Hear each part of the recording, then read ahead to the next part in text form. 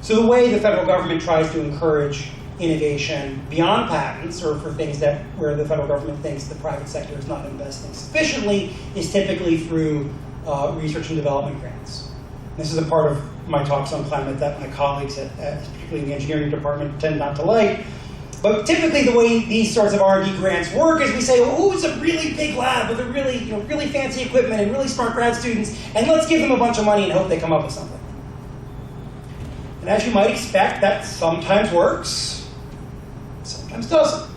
It employs a lot of grad students, and that's a good thing. But in terms of producing the sort of innovation we want, it doesn't always work all that well. And some time ago, the Brookings Institute published a book that documented how the way these grants get allocated is often a function of which universities are in which districts and so on, and not a function of what's actually producing the sort of technical innovation we want or we need. So what's an alternative? Well, an alternative might be to say, let's replicate the economic incentive that the patents provide in those areas where those incentives are absent. Let's, for example, one way of doing that is through a technology inducement prize. NASA does this every now and then. DARPA, which is I'm going to forget what DARPA stands for. It's in the Defense Department. They're the ones that come up with all the kind of really cool James Bondy type gadgets for the Defense Department. They use these prizes all the time. Private sector uses them.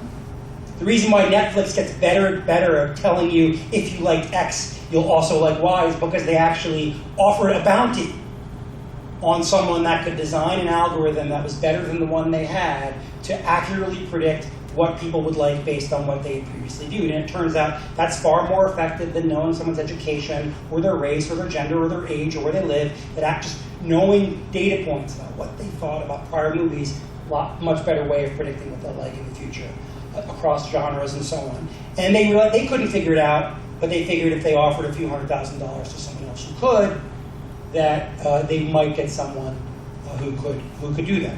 And this has been something that's been used throughout history quite effectively, and it's particularly important where the sort of innovation we want isn't going to come from the expected place. Handing a lot of money to an R&D lab that already exists and saying, go research stuff is great if you're pretty confident about where the research needs to occur and what the innovation might look like. But if we knew where the innovation was going to occur and what it would look like in the context of carbon emissions, we'd already have it. We don't. What we instead need to do is increase the incentives for innovators throughout this country and throughout the world to invest their energies in trying to solve these sorts of problems. So that's one thing we could do. Another thing we could do is we could reduce the barriers to innovation and deployment of low carbon technologies. About 14 years ago, I think it is now, some folks that wanted to put up wind turbines off Nantucket in Massachusetts were told by the federal government that in about a year or so they'd have all their permits and they could begin construction. As some of you may know, the Cape Wind project never happened. The regulatory environment largely created by the federal government for things like offshore oil and gas exploration, when weaponized by folks that didn't like the idea of seeing tiny wind turbines off on the horizon when they're sitting on their porches in their fancy beachfront homes, made something like Cape Wind an impossibility. After over a decade of litigation and regulatory delays, they had to give up. If you want things like offshore wind development, if you want things like deployment of low carbon technologies in places that haven't been seen, we can't have a regulatory environment that makes it exceedingly easy for activist groups, economic competitors, or others to stop any new technology or any new development in its tracks. Even if you think that those sorts of regulatory regimes made sense when we're talking about older technologies, we're dealing with a problem where what we need is new entrants with new ideas, trying new things, and the traditional regulatory process is particularly hostile to that. It's built for dealing with old companies that are doing old things in ways we've seen before and have lots of money to pay lawyers and engineers and consultants. But that's not the Cape Winds. That's not the folks that are going to try and put wind turbines in Lake Erie. It's not the folks that are going to try and deploy the technologies we're going to need. And so we need to pay more attention to the way that well-intentioned regulatory measures do a very good job of stopping innovation. The last thing we need to do, and this isn't really about emissions reduction, but it's just the reality of where we are when it comes to climate change, is we need to talk more frankly and openly about the fact that adaptation of some sort is going to be necessary in many places. We've been emitting a lot of carbon for a long time.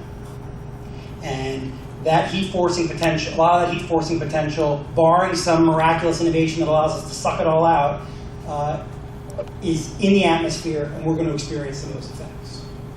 In the United States, we're probably better able to deal with those effects than much of the rest of the world, but there's still things we should be doing here, and I would argue there is a moral reason that we should be paying attention to how we can help other countries with adaptation as well. Adaptation to problems that we did more than anything else to cause and contribute to. And that's going to involve a lot of things. In the United States, it may involve things like changing the way we think about water policy, changing the way we think about infrastructure, changing the way we think about how we accommodate habitat. In other parts of the world, it may mean things much more basic. How do you make infrastructure more resilient? How do you have economic systems that can adapt to environmental changes in a way that historically may not have been necessary? There again, though, I'm not sure international treaties are the best way forward. I tend to think that bilateral mechanisms are much more likely to be helpful to those countries than some kind of Paris mechanism. So in sum, we say don't cry for Paris, but do focus on the sorts of things we should be doing instead. The Trump administration, whether by design or by accident or something else, may have known what to be against. The challenge is helping the Trump administration, and any administration for that matter, as well as our other political leaders, figure out what it is they need to be for. That's the real challenge of climate policy, and that's certainly what I would recommend going forward. Thank you.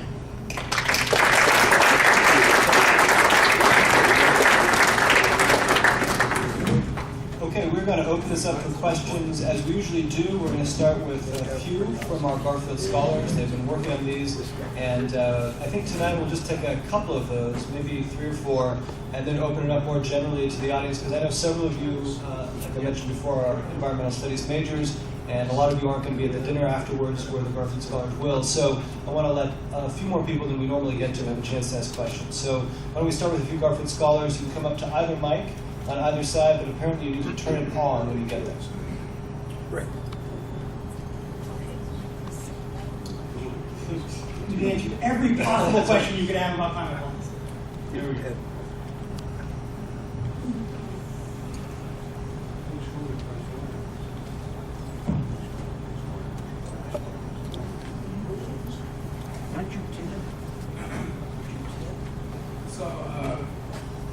With the many issues that you raised, such as subsidies, discussing about innovation, something about agriculture, things of that nature, what I felt like really missing is understanding how we live our lives.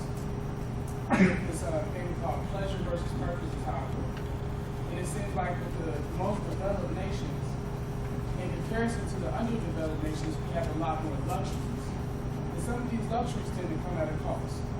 So could you discuss some of how the luxuries and the way we live in nations that weren't developed actually compare to the underdeveloped nations, and how we can address some of the cultural things that we do, vice versa some of the market mechanisms or laws that you were talking about? I mean, I'll say a couple of things. When countries are given the opportunity to develop and to get higher living standards and to get the benefits of new technology, whether it's for healthcare or other things, they tend to want to take advantage of that. And I think that's a good thing. I think that if that is enabled to occur in a way, if that occurs in a way in which the costs of those activities aren't borne by those that engage in them, then I think that's a problem. And I think a lot of environmental concerns that we have are examples of that, right?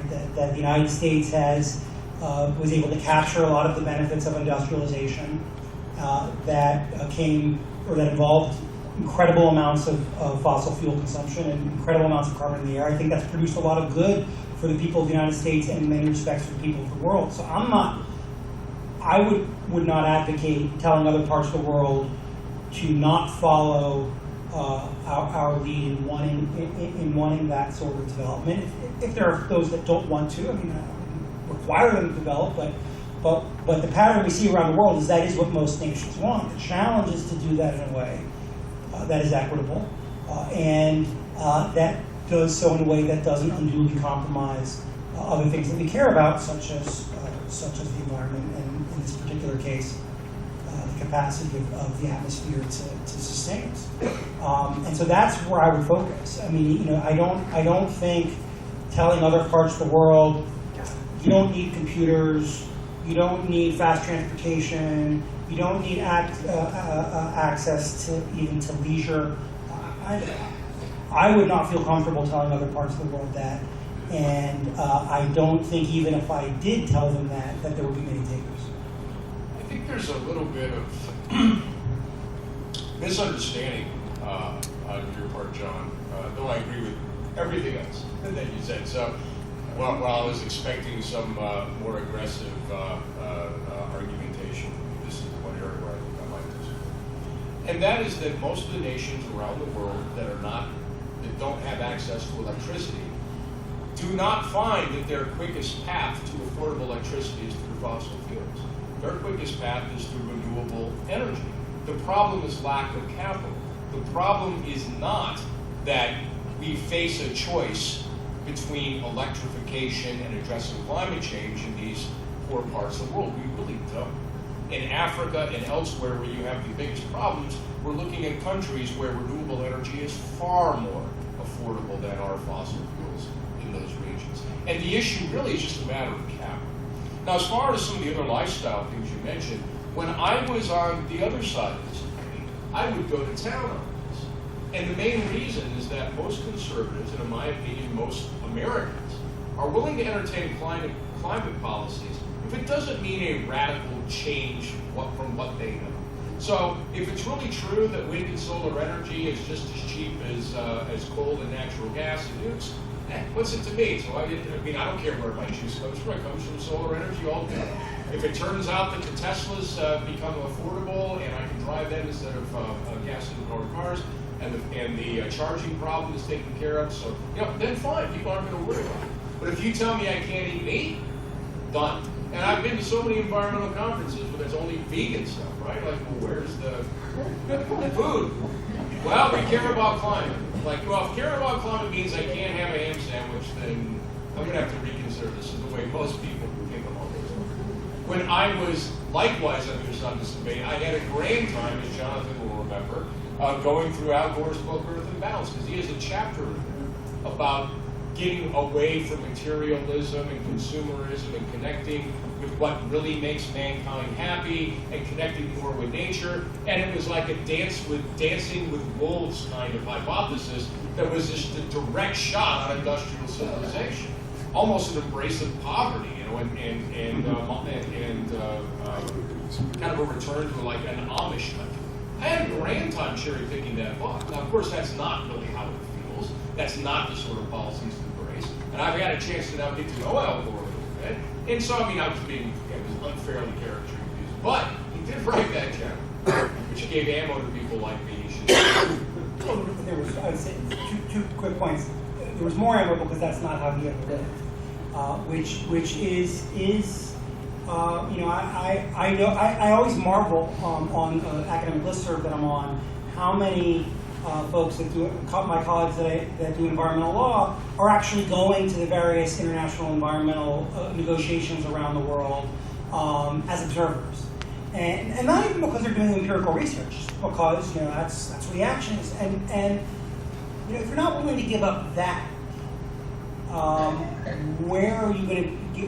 How are you going to develop the political constituency for giving up things that really matter? The one area where Jerry might quibble on what it takes in terms of development is it requires capital, but it also requires institutions that allow development to occur in a particular way. So what do I mean by that? Certainly true that economically it should be possible for many countries to develop more reliable energy supplies without going step by step through everything that the United States did. And it's certainly true that many countries should be able to do it without going through a coal period. And for human health and for climate change, that would be really, really good. And it's probably true that many parts of the world could go through, develop a broader access to energy and electricity in particular without building United States-style electric grids. Technically, that should be possible, and economically, that would make a lot of sense.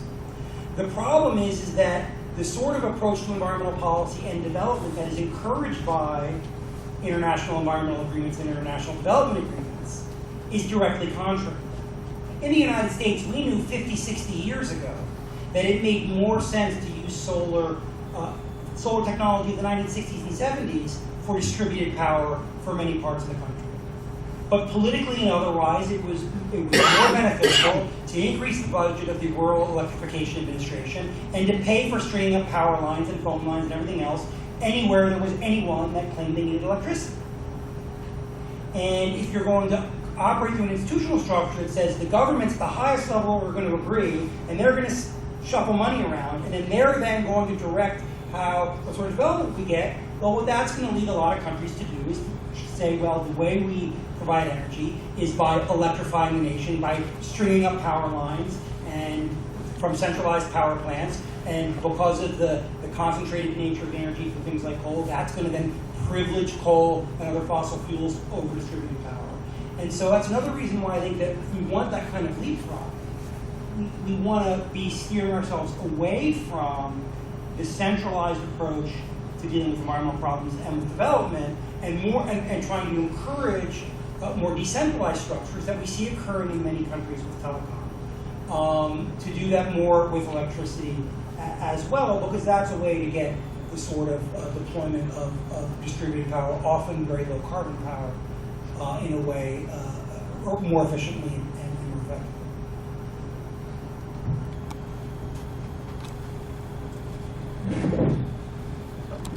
So since climate change is a time-sensitive issue, what kind of policies do you think the current administration will support if they don't support the Paris Accord?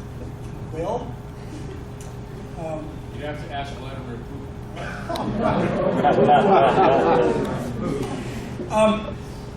I think we express it in different ways. I don't think either of us are particularly optimistic, and I've written quite a bit that this has been, for a few decades, a persistent problem on the right side of the political spectrum of having a good idea of what to oppose, but not thinking very creatively about what to support. And unfortunately, our political system right now and our political discourse encourages finding enemies, creating bogeymen of things that we're really afraid of as a way, on either side, a way of motivating base constituencies of the two parties. And we don't have a political discourse that encourages much dialogue, let alone identifying things that would be practical. So I'm not optimistic that this administration, I mean, there are mornings where I kind of wake up and say maybe they'll realize they need more revenue for tax reform and they'll throw a carbon tax in there. And then I have my first cup of coffee and my neurons are firing a little more effectively, and I realize that no, that was one of my dreams from the night before. Yeah, I mean, this is an administration that literally believes that climate change is a hoax dreamed up by communists trying to destroy the American economy. So why would the Trump administration want to do anything to address a make-believe hoax that is a weaponized attack on American industry? And I don't know if you've noticed, but Donald Trump is followed around by coal miners like some sort of Praetorian Guard. For the next 4 years, there will not be a federal response. Now, the reason that's not quite so terrible is that, one, federal activity was not all that robust to begin with, and secondly, one of the big things that's changed in this world is that renewable energy is now eating a lunch of fossil fuel energies in the marketplace, and not entirely just because of subsidies either.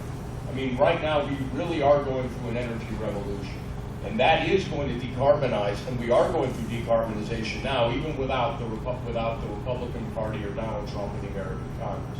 The issue is whether it'll occur fast enough. Right now it's not. It's just not. As Jonathan pointed out, we need to execute that decarbonization we're presently on far faster than we are. And that's the governmental challenge. It won't get any help in this.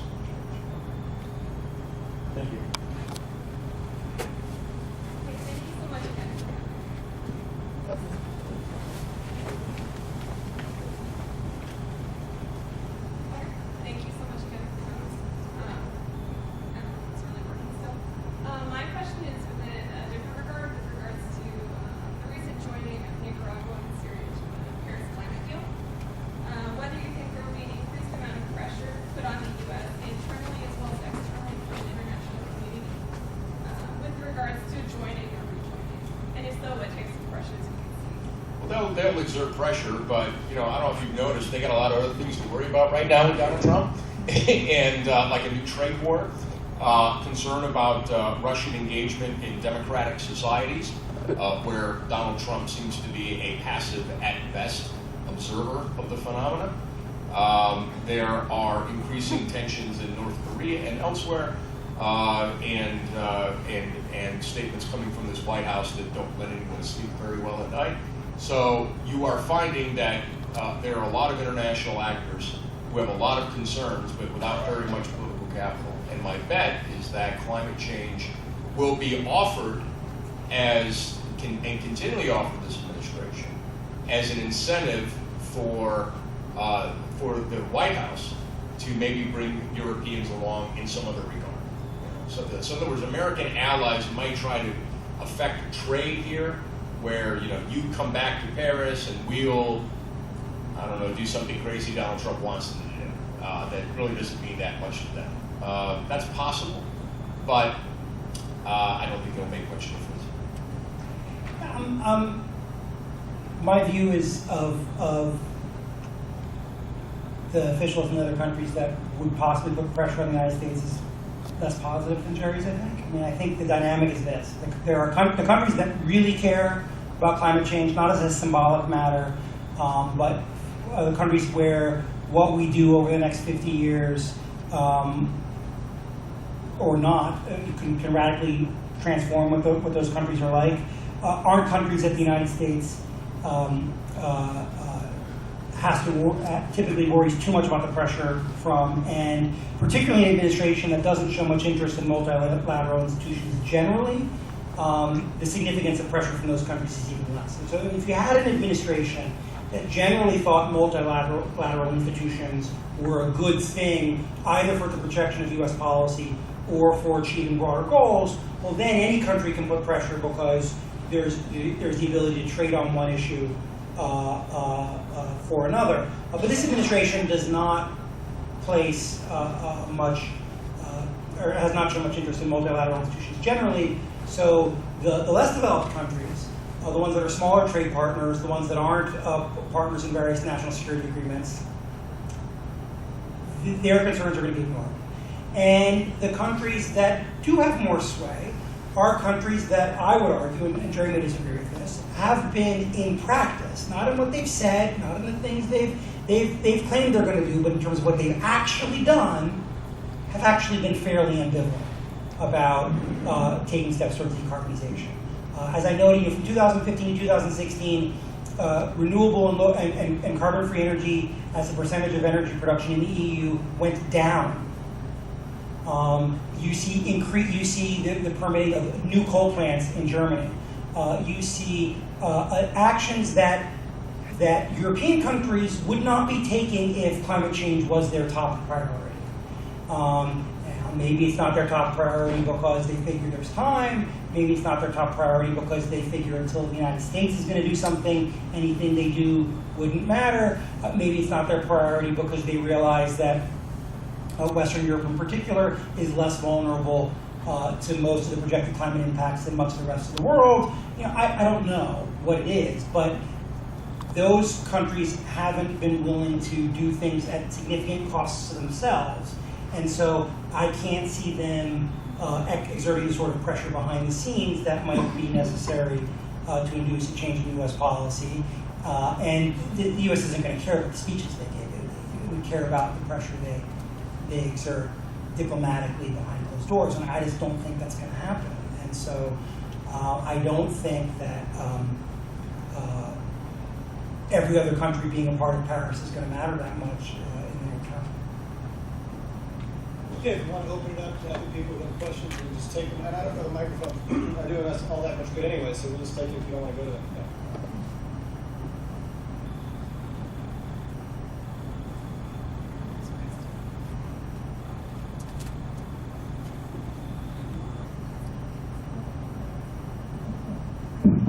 Okay, yeah. I keep hearing that term carbon tax, and I would like either or both of you to give me some examples of how a carbon tax would work.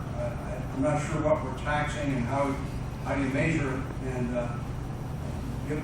just like to, I understand it better if I can hear an example or see examples of it.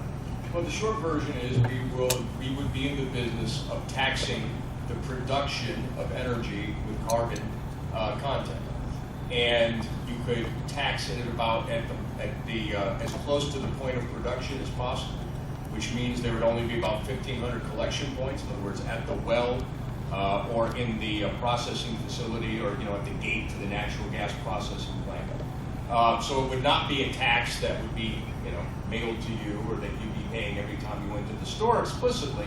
It's taxed upstream. Now, of course, the tax would probably be passed on to a large extent, so you'd be paying it.